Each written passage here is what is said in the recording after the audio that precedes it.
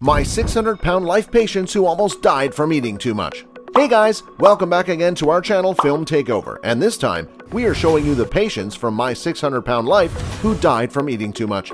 But before we begin with this video, make sure to subscribe to our channel to never miss out on more videos like this. Now without further ado, let's dive into the video. Henry Foots. Firstly, we have Henry Foots, the participant who died once before he was dead or pronounced dead on 16th May 2013. He was one of the favorite contestants from the first season of My 600-Pound Life and had experienced success on the show, and from 750 pounds, he even dropped about 275 pounds. That was commendable, and besides this, the Texas native lost weight for his high school reunion. While he was losing weight, he went to skin removal surgery to shed some of his skin, and during that surgery, his heart stopped. In 2012, he was behind the wheel of a bus, and this was the time when he lost control and unintentionally killed the woman standing by the street.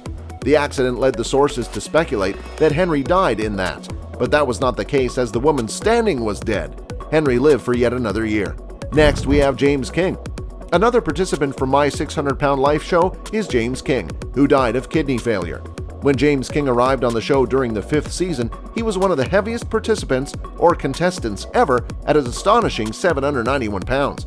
By the time the show My 600-Pound Life Where Are They Now spin-off aired, James shot up to a hefty 840 pounds. He became so heavy that the show's doctor, Dr. Now, even called James's wife on Adult Protective Services, assuming that his wife was feeding her husband while James was trying to lose weight, even being in the hospital after surgery. James was never good at health, and as a result he ended up having intensive care in 2017 for kidney failure, sepsis, and cirrhosis. As per sources, this entire scenario led him to receive premature rumors of death. By the year 2020, his health got worse, and after his stay extended in the hospital, he died due to kidney failure.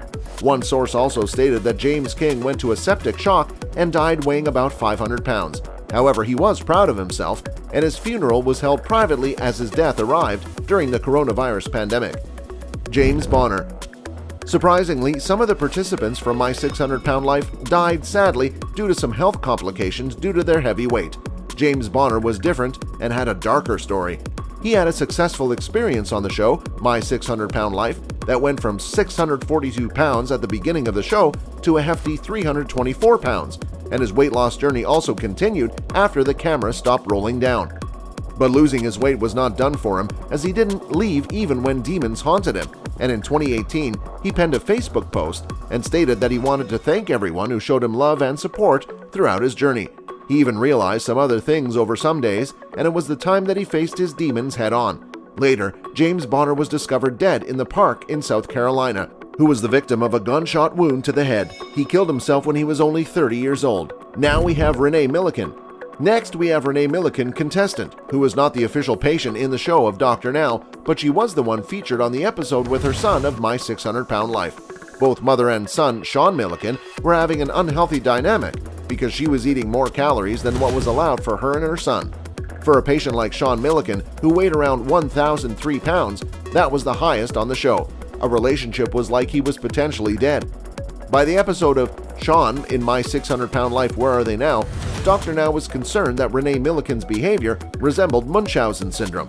The reality here is that Renee, the mother of Sean, is preventing her son from making some real progress and then tried cheating a perception that he was constantly sick and she was the one to take care of him.